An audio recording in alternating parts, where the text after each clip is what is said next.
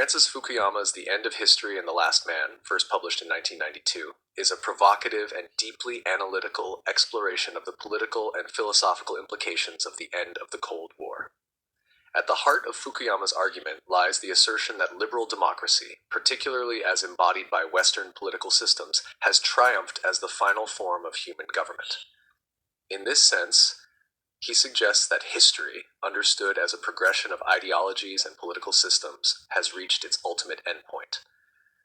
The book is not merely a political commentary. It is a work of philosophical depth that reflects on human nature, the development of political institutions, and the trajectory of human history.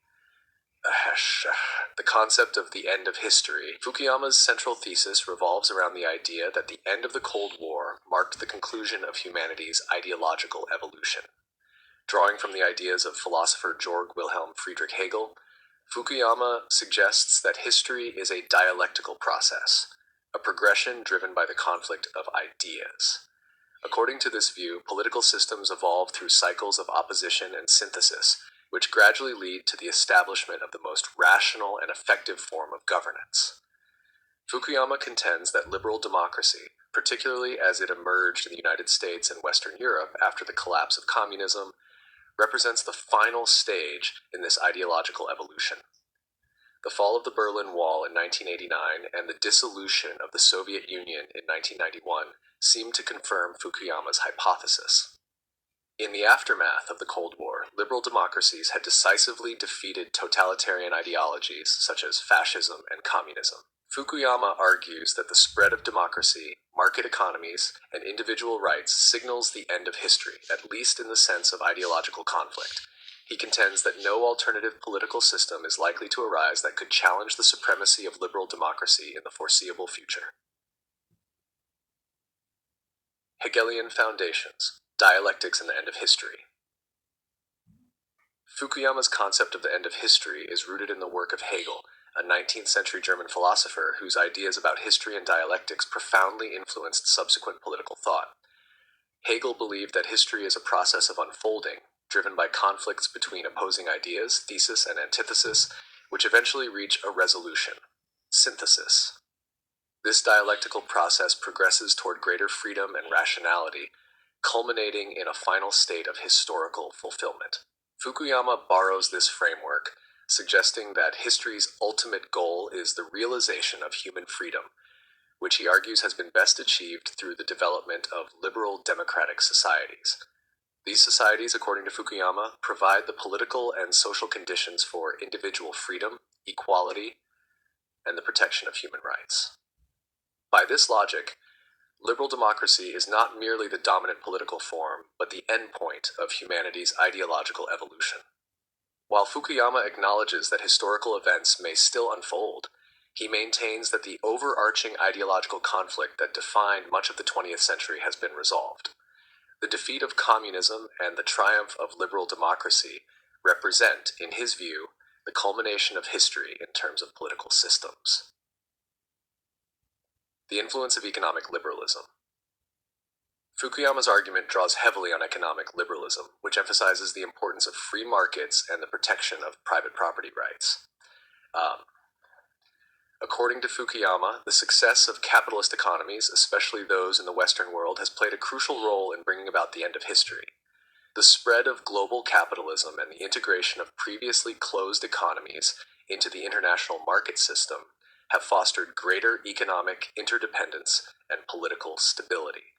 In Fukuyama's view, economic liberalism complements the political ideals of democracy by providing the material foundation for individual freedom. The expansion of market economies has led to rising standards of living, greater access to goods and services, and the promotion of individual choice. Fukuyama argues that the economic success of liberal democracies has helped to consolidate their political stability, making it unlikely that alternative systems such as socialism or fascism could successfully challenge the liberal democratic model. Fukuyama also discusses the ways in which economic liberalism has helped to foster greater global peace and cooperation. The spread of free market capitalism has, in his view, reduced the likelihood of major wars between advanced nations, as economic interdependence makes war less desirable. This is particularly evident in the post-Cold War era, where the global spread of democracy and market capitalism has been accompanied by a general decline in large-scale military conflicts. The Last Man and Human Nature. In addition to his political analysis, Fukuyama engages with philosophical questions about human nature and the potential implications of the end of history for the future of humanity. He draws on Friedrich Nietzsche's concept of the last man, a figure who represents the final complacent stage of human development. The last man, according to Nietzsche, is a person who has achieved all of their material desires, but is spiritually stagnant and lacks the drive for greatness. Fukuyama uses this concept to explore the potential dangers of the triumph of liberal democracy and the end of ideological conflict. Fukuyama acknowledges that while liberal democracy may represent the fulfillment of human freedom in a political sense, it does not necessarily address deeper existential questions about human desire and the search for meaning. In a world where ideological conflict has been resolved, individuals may find themselves without the kind of purpose or struggle that has historically driven human progress. The last man is a figure who no longer has to strive for anything greater, and Fukuyama suggests that this may lead to a sense of ennui, or existential dissatisfaction.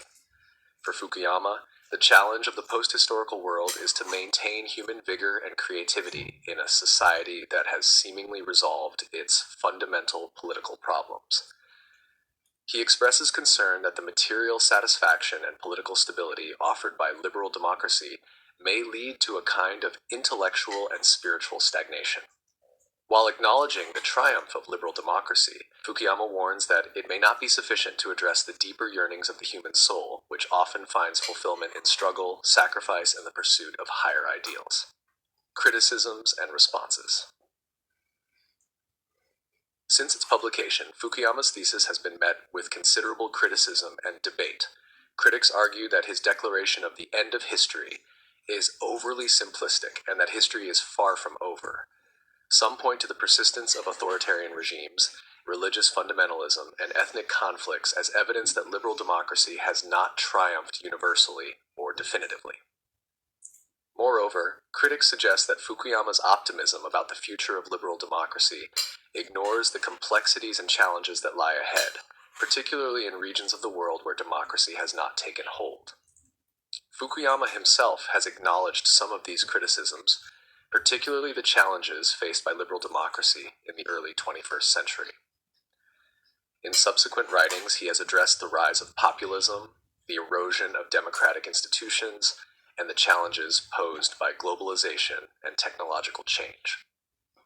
He has conceded that while the spread of liberal democracy represents an important historical development, the future of democracy is far from assured. Despite these criticisms, Fukuyama's book remains a seminal work in political theory. His exploration of the intersection of philosophy, history, and political science continues to provoke thought and discussion about the nature of human progress and the future of global politics.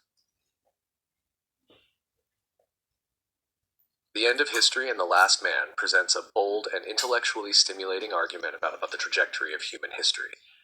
Fukuyama's thesis, rooted in Hegelian philosophy and the experiences of the Cold War, asserts that liberal democracy has emerged as the final form of human government. While acknowledging the challenges that lie ahead, he suggests that the fundamental ideological conflict that defined much of modern history has been resolved. Fukuyama's book raises important questions about human nature, the future of democracy, and the potential for a post-historical world in which human desires and aspirations may no longer be driven by ideological struggle. Whether one agrees with his conclusions or not, Fukuyama's work offers a compelling reflection on the course of history and the human condition.